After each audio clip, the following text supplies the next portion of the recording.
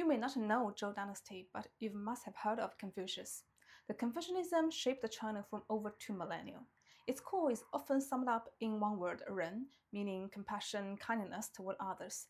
But there is another idea just as important, li, ritual, propriety, the rules of proper conduct. The roots of li go back to the Zhou Dynasty. It was a blueprint for social and political order.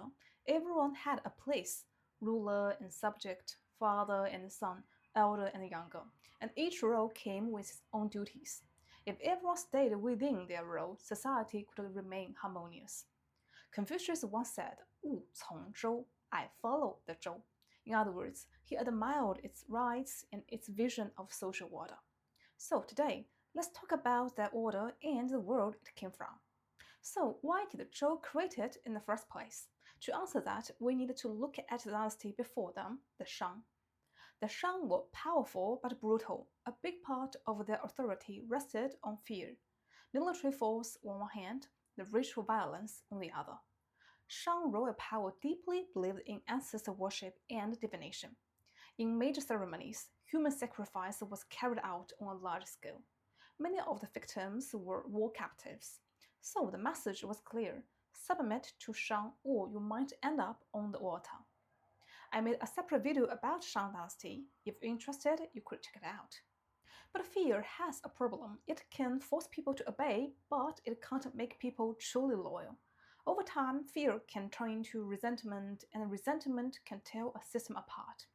The Zhou seem to have to understand this. Facing the same challenge of ruling a vast realm, they chose a different path.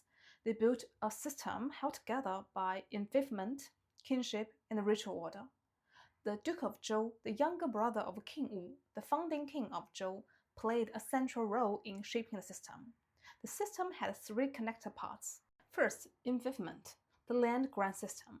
The realm was too big to control by force, so instead of holding everything directly, the king granted territories to regional lords who ran their own states locally. In return, they recognized the king of Zhou as supreme ruler, paid tribute, and sent troops when called.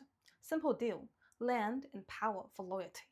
The system stands out in Chinese history because later China was usually much more centralized. Second, the kingship system. Most of the lords were royal relatives, brothers, sons, cousins. A few were trusted allies. The whole realm became a vast web of blood ties. Giving land to family felt much safer than giving it to strangers. And in the beginning, that made the system rock solid. Third, the ritual order. Li set up a strict hierarchy of rules. From the king down to regional lords and ministers, each rank had its proper vessels, clothing, ceremonies, and privileges. No crossing the line. In important ceremonies, the king could use 9 bronze ritual vessels. A lord could only use 7. One extra vessel meant overstepping, which could bring condemnation or even military punishment. Music accompanied these rites too, to calm emotions and harmonize people's hearts. Together, ritual and music turned a network of blood and power into an order people were meant to accept from within. Enfeoffment gave land, kinship bound blood, ritual won hearts. Together, these three pillars kept Zhou stable for nearly 3 centuries.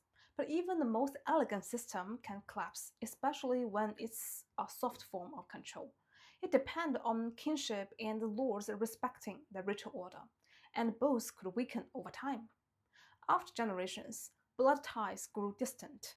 The royal domain kept shrinking with each new land grant, while regional lords grew stronger. The center became weak, and the local powers became strong. Once that happened, the ritual alone could no longer hold the system together. The Zhou order was bound to break. The final blow came from outside. Less than 3 centuries after the Zhou dynasty was founded, a nomadic tribe from the west sacked the capital and killed the king. Later, the court fled east to Luoyi. Historians call the earlier period the Western Zhou, the later the Eastern Zhou. After the move, the royal house was badly weakened. Its direct territory shrank to the size of a medium regional state. The lords still claimed to honor the king, but everyone knew the real power was now in their hands. The old ritual order did not disappear overnight, but it kept crumbling. The lords still paid lip service to the king when it suited them, but more and more they ignored the hierarchy and fought for power. The realm slid into rivalry and war. This was the spring and autumn period, and this was the world Confucius lived in. He watched the Zhou order fall apart and spent his life trying to bring it back. But the collapse only went further. As the lords stopped even pretending to follow the old order, China entered an even more violent age, the Warring States period. Wars became constant. The Eastern Zhou survived in name for several more centuries until Qing finally swept it away. In my next episode, we will follow China into the spring and autumn and the Warring States periods, an age of weak kings, rising states, constant war, and explosive new ideas. See you next time!